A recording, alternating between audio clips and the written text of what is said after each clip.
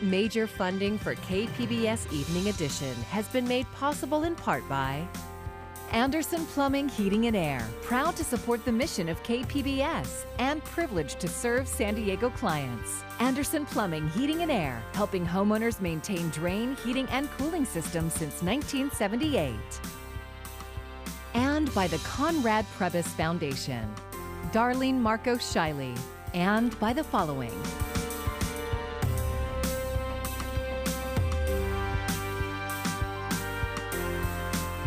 And by viewers like you. Thank you. Good evening. It's Thursday, November 4th. Thank you for joining us. I'm Maya Trabulsi, and tonight a deadline has been set for tens of millions of American workers to get vaccinated against COVID-19 or take weekly tests. Companies of 100 people or more must follow the federal mandate or be prepared to pay up. KPBS reporter Kitty Alvarado explains what it means for workers here in San Diego. The rules come from OSHA, the Occupational Safety and Health Administration. The agency says it issued this emergency standard to protect the nation's unvaccinated workers. Under the new rules, people who work at companies with 100 or more employees must be fully vaccinated against COVID-19 by January 4th. Medical and religious exemptions will be allowed, but those who qualify will face weekly testing and must wear masks. While employers are off the hook for the cost of testing, they will be fined $14,000 per violation. The union position is we don't want to see members losing their jobs because of the vaccine mandates. Todd Walters is the president of the United Food and Commercial Workers Union in San Diego. He says unions still have the right to negotiate terms with employers. He sees issues with weekly testing. Some of the problems that we're looking at already is how's the testing going to be conducted? I mean, there's going to be a lot of people thrust into this situation where they're going to have to get tested on a regular basis. And so I don't know yet what's going to happen, whether the county's going to ramp up or if our own we're going to have private entrepreneurs who are going to create testing sites, or if we're going to have the healthcare plans doing that. In the end, he says even those who are vaccinated could pay the price too. As a union, we negotiate the healthcare for our members. And there's been discussion about the cost of that healthcare being affected by mandatory testing and who's going to bear the brunt of that. Bianca Santos is a kidney transplant recipient. She works for Qualcomm, one of San Diego County's largest employers. But because she's immunocompromised, she's been working from home for the past 2 years. She says this rule will give people like her some hope. Some sort of normalcy is what I really, really wish for at this time. It's really affecting me mentally. Employees who strictly work from home do count towards the total employees, but are exempt from the standard. Kitty Alvarado, KPBS News. Federal contractors, as well as 17 million workers at healthcare facilities that receive either Medicare or Medicaid funding, are also now required to meet the same January 4th deadline. Now that children ages 5 to 11 are eligible for a COVID vaccine, doctors are trying to ease parents' concerns. Coming up on Evening Edition, the truth behind vaccine myths making the rounds online. The family of a man killed by Border Patrol is calling for an investigation into secret shadow units that allegedly cover up agent misconduct. KPBS reporter Tanya Thorne has more. It's been 11 years since the death of Anastasio Hernandez Rojas, who was beaten by Border Patrol agents near the San Isidro port of entry. The medical examiner ruled Anastasio's death a homicide, but no charges against the agents involved have been filed. Now, new evidence suggests that an internal Border Patrol SIT team interfered with the investigation, an investigation meant to be in the jurisdiction of the San Diego Police Department. We discovered Border Patrol's critical incident investigative teams, or SIT teams, operate without any lawful authority to do so. This last month, we were able to view the SIT parallel report and compare it with SDPD's reports and found that the SIT altered government documents, interfered with the investigation, and withheld critical information from San Diego Police Department. Michelle Saleri is the Human Rights Counsel for Alliance San Diego, the organization representing Anastasio's widow, Maria Puga. Today, Buga and justice advocates delivered a letter to the district attorney's office requesting an investigation into these so-called shadow units covering up agent misconduct. Y con el corazón de la mano a la fiscal del distrito. With my heart in my hand, I asked the district attorney to investigate the agents that obstructed my husband's investigation. It's not fair that my family continues to suffer after 11 years because these agents placed their dark hand in the case, changed information, and destroyed evidence. A similar letter requesting investigation into the SIT teams was sent to Congress last month. The letter cites Anastasio's case and others that have taken place all along the southern border. They haven't only obstructed Anastasio's case, it's thousands of cases. There's thousands of families suffering like me. A statement from the district attorney's office said, the district attorney's office stands ready to pursue justice when the evidence supports it and where we have jurisdiction. We can't comment on the Department of Justice's review of this matter. A spokesperson for CBP told us that the U.S. Border Patrol disbanded their critical incident team in San Diego several years ago. Todos somos Anastasio. Tanya Thorne, KPBS News. The Justice Department is still negotiating a settlement with families separated at the U.S. southern border under the Trump administration. There were reports that families would receive payments of $450,000, but the DOJ told attorneys representing families that the number was too high. A source with knowledge of the matter says this came after President Joe Biden's comments yesterday. So this is a garbage report? Yeah. Okay. So $450,000 per person. Is that what you're saying? That was separated from a family member at the border under the last administration. That's not going to happen. In 2019, the ACLU sued the government seeking damages for the toll separations took on families. More than 3,000 children were separated from their families at the border under Trump's so-called zero-tolerance policy. According to a federal court filing, attorneys are still looking for the parents of 270 children. How to reduce targeted school violence, the subject of a large-scale school safety summit today hosted by the San Diego County District Attorney's Office. KPBS reporter Melissa May spoke with some attendees who say it's a collaborative effort.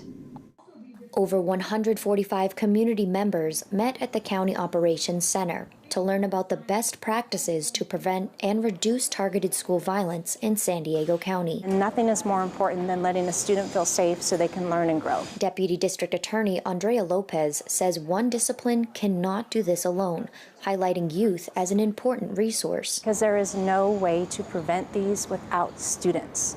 Students are the greatest source of information. It's backed by the evidence that they have to be courageous enough to come forward and mention if they've noticed a concerning behavior, not dismiss it. The county school threat protocol was established in 2018.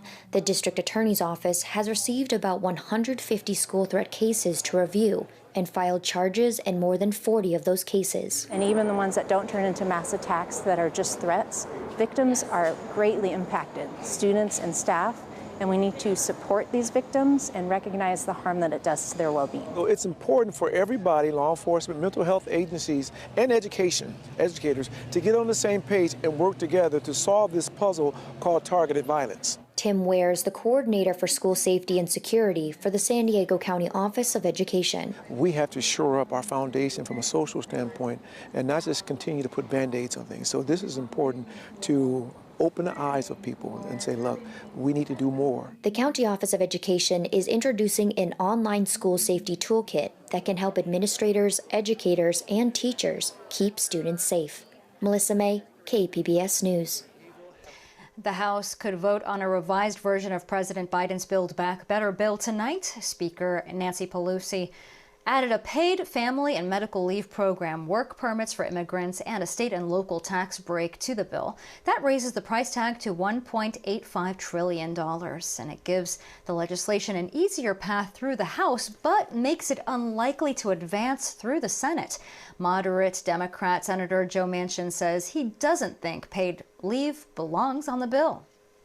That's a piece of legislation that really is needed from the standpoint if we do it and do it right.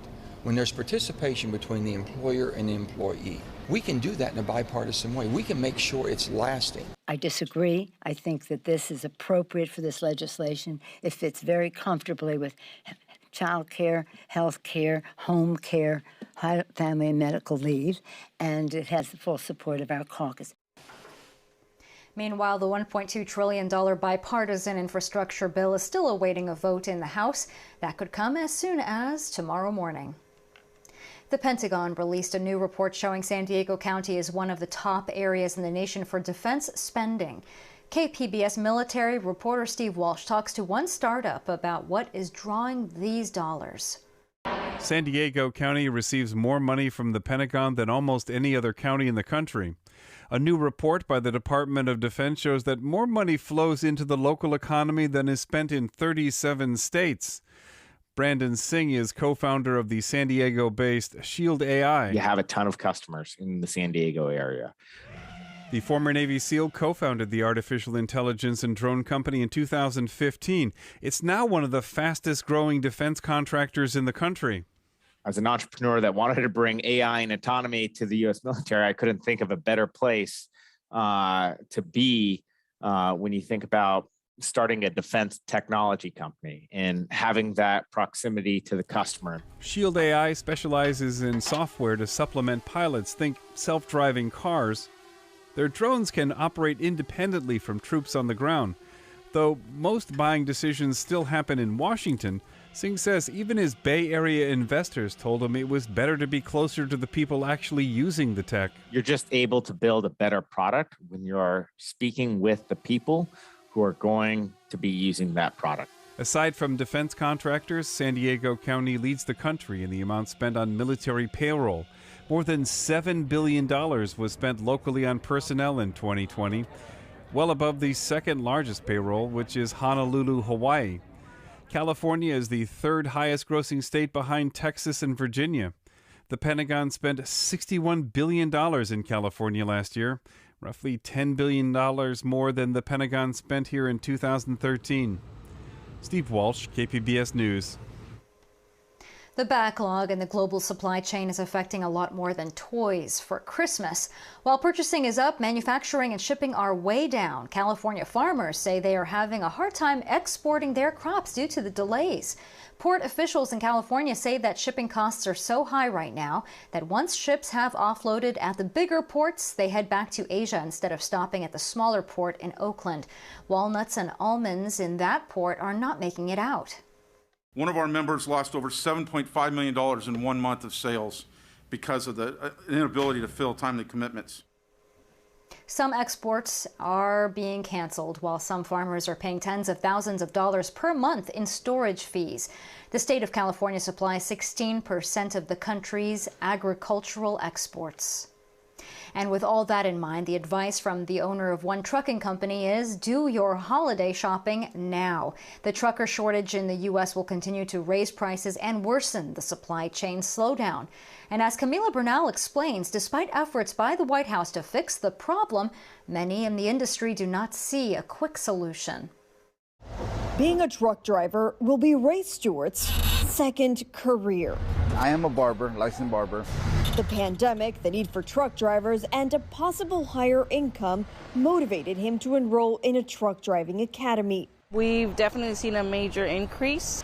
But despite the increase in future truck drivers, experts say it's just not enough to deliver your food, clothes, and especially now, your holiday gifts. According to the American Trucking Association, the industry is about 80,000 drivers short. My dad and my trucking company owner Will Cibrian sees it firsthand. I'm advertising every day. Weeks go by and I don't get a call. Truck drivers move 71% of the U.S. economy's goods, and the shortage is already impacting many other industries. If trucking companies stop, America stops. Everything that we consume, the vast majority of things, whether it be cars, clothes, food, even food products, a lot of stuff comes from overseas. While President Joe Biden directed the ports of Los Angeles and Long Beach to move to 24/7 operations, Cibrian believes it will not be enough. It doesn't matter how long they're open because there's other issues that are preventing us from picking up: driver shortages and equipment shortages. Creating a snowball effect. If you're gonna do your holiday shopping, do it now because things are going to run out. It's gonna be scarce. Meanwhile, Stewart hopes to be behind the wheel by the end of the year. But he and others expect the shortage to remain for years to come, with the real possibility of disappointment this holiday season. Hopefully I can be on the road and actually making the money. In Los Angeles, I'm Camila Bernal. President Biden is calling for the production of more oil in an effort to ease soaring energy prices. OPEC and its allies say they'll plan to gradually increase production by about 400,000 barrels per day in December. They want the U.S. and other major energy consumers like Japan and India to open the taps wider to help bring global prices down. During the climate summit, Biden blasted Russia and the OPEC nations for causing the spike by not pumping more oil. U.S. gas prices have surged to a 7-year high. Here in San Diego County, the average price of a gallon of regular gas rose to $4.54.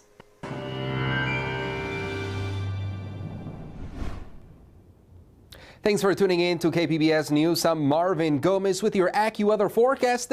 Dense fog will continue for the next couple of mornings along the coast. Those foggy conditions extending farther inland as we head into the weekend. And over the weekend, we're anticipating temperatures to start cooling down across most of our area. And into early next week, there will be some areas where a light rain is a possibility. I'll tell you more in just a second. But first, let's talk about tonight's forecast here in San Diego County. You can see temperatures cooling down to 49 degrees for places like Ramona, Escondido. You're going to be cooling down near 51 degrees. A couple of clouds, and of course, those will increase throughout the overnight hours, especially along the coast. Southern California holding on to the warm conditions as we head into our Friday. Some opportunities for sunshine during the afternoon. Temperatures in many areas along the coast coming up into the mid and low 70s. Farther inland, places like Borrego Springs, we're going to be warm here, 90 degrees for the afternoon. Here's a quick look at Saturday's forecast. We're getting that stronger onshore flow across Southern California, and that's what's going to help us get more of that marine layer, not only for Saturday, but also into our Sunday. That onshore flow continues, and basically the Four Corners, that's where we're going to continue to track the warmer weather. And of course, temperatures, as I mentioned, decreasing across San Diego County for the weekend, 74 on Friday along the coast, and then only staying into the upper 60s for most of our weekend. Here's a quick look at inland areas. You can really see the change. Friday 74, fast forward to Tuesday of next week, 69 the high for our area with mostly cloudy conditions. In the mountains, we're tracking plenty of sunshine for the next couple of days. Temperatures getting into the upper 40s for Tuesday, and across the mountains on Tuesday, this is going to be the spot where we could see a little bit of light rain. That's a possibility, at least. In the deserts, temperatures are going to hold strong into the upper 80s for most of the week. I'm Marvin Gomez with your forecast for KPBS News. Access to banking is an important facet of a community's health, as KPBS race and equity reporter Christina Kim finds. In Imperial County, a shortage of bank branches and rising temperatures can be a dangerous mix. Noon is still hours away on a Tuesday in early August, but the streets of El Centro, California are so hot it feels like the soles of your shoes could melt into the asphalt. Suffering in this heat are lines of people, many elderly, outside of Bank of America and Wells Fargo's branches. Beads of sweat form on the faces of customers as they wait patiently to use the ATM or talk to a teller. Ahorita en tiempo de calor es insoportable estar esperando, siendo demasiada fila para los cajeros automáticos, porque no hay ni sombras ni nada. Juan Sequeria is an agricultural worker from Holtville, California. He waited an hour just to use the Bank of America ATM during his break. He says during the high heat season, the wait for an ATM is unbearable because there's no shade. Maria Lopez is retired and lives here in El Centro. She says she nearly fainted once when waiting at the bank on a hot day. Y vine a hacer línea y me sentía mal. Dice una señora que se siente mal, está bien demacrada. Y le digo sí, y corrieron para adentro y vinieron y me metieron a lo fresco. She was rushed indoors where it was cooler. But to this day, she can't be out in the heat for long without getting sick. Yo no puedo andar mucho en el calor porque me pongo mala. The local Wells Fargo branches in El Centro and Calexico have devised systems so that people have access to shade, and someone is always there directing the flow of people. So, how did it come to this? El Centro is in Imperial County, situated on the edge of the Anza Borrego Desert State Park. But the region is at risk of becoming another type of desert, a banking desert. There are only 12 brick-and-mortar FDIC-insured banks for Imperial County's over 180,000, predominantly Latino and low-income residents, down from 19 as recently as 2013. I think we have seen a fair amount of branch consolidation in the past several years. That's Beth Mills, a spokesperson for the Western Bankers Association. She says consumer habits are driving the change, making branches less important. There's been a lot less people going into branches now with everyone doing mobile banking. But Jaisel Mendoza, the director of the Imperial Valley Small Businesses Development Center, says not everyone is online savvy, and the lack of bank branches can be challenging for the small business owners she works with. The culture here is very different. I can honestly say most business owners want to sit down and sit in front of a person and know who they're conducting business with. Very more traditional opposed to going online and saying, hey, you know, I'm gonna check out these services. Maria Lopez, who nearly fainted while waiting in line that one time, tells me she doesn't know how to bank online and isn't interested. No sé hacer eso, mija. Nomás vengo a la caja y vengo a la caja todo el tiempo porque ahí me dan todo mi dinero. She wishes there were more banks in the area so people wouldn't have to wait so long. Me gustaría que hubiera más bancos para que la gente no hiciera mucha línea. Juan Lopez, a spokesperson for Wells Fargo who grew up in Imperial County, is no stranger to the lines. His own mom likes to go in and talk with the teller. I ask him if he thinks more branches would help alleviate the lines. Probably not the best person to answer that, but I would say a very strong maybe. He does say, however, that when the branches started to close in Calexico a few years ago, the lines got longer. As those shutter and leave the community, the lines just get progressively worse because we're the only bank there in Calexico. Less than a mile from the Mexico border and littered with cash checking places, Calexico only has the single Wells Fargo branch, where lines can take up to 3 hours. California State Senator Ben Hueso represents Imperial County. He told KPBS in a statement that banking access is, quote, a huge problem in the valley. Hueso has co-authored 2 recent bills that have paved the way for public banking options, which he says are needed because, quote, this issue is not going away. For now, though, people are still lining up at Imperial's few bank branches, no matter what the thermometer reads. Cristina Kim, KPBS News. Production and shipment issues are also affecting our supply of some COVID-19 vaccines. Moderna is warning their supply may fall short of expectations. Instead of the 800 million doses originally expected, the pharmaceutical company says it may ship between 7 and 800 million. That could mean 100 million less doses than first forecast. Some deliveries may not be expected before 2022. Moderna wants to give priority to low-income countries. It's one of the biggest worries from parents when it comes to COVID-19 vaccines. Could the vaccine somehow impair their child's future fertility? But top U.S. health experts say this is not a concern, and they want to debunk the vaccine myths. It's official. Children ages 5 to 11 are now eligible to receive Pfizer's COVID-19 vaccine. Having that 5 to 11 vaccine available to them is a huge achievement. For us as pediatricians. So we're very eagerly excited to be able to finally vaccinate this age group.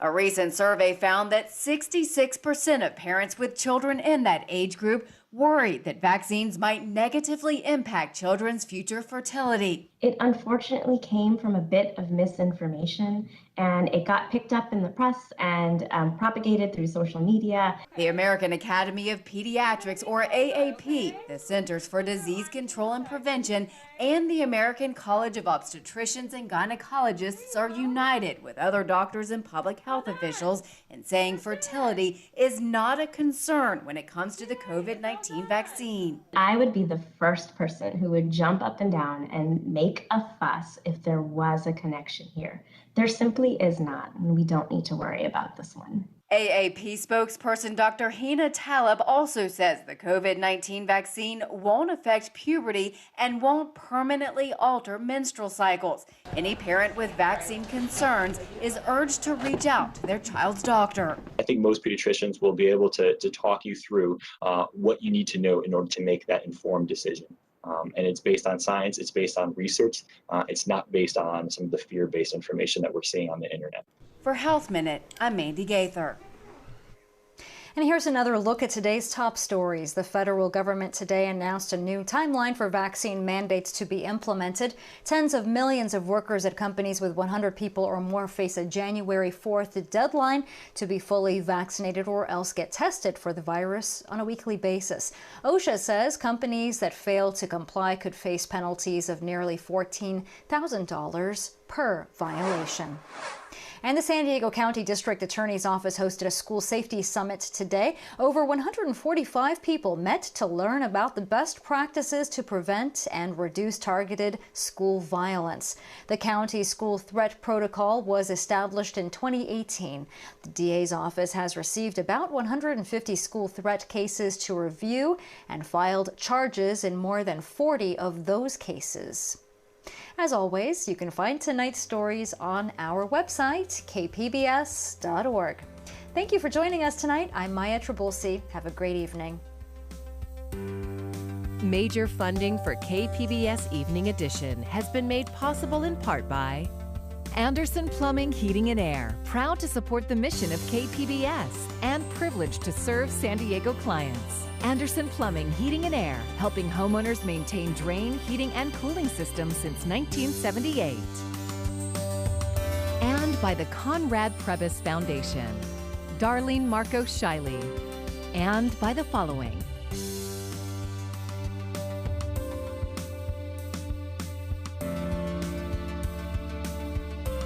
And by viewers like you. Thank you.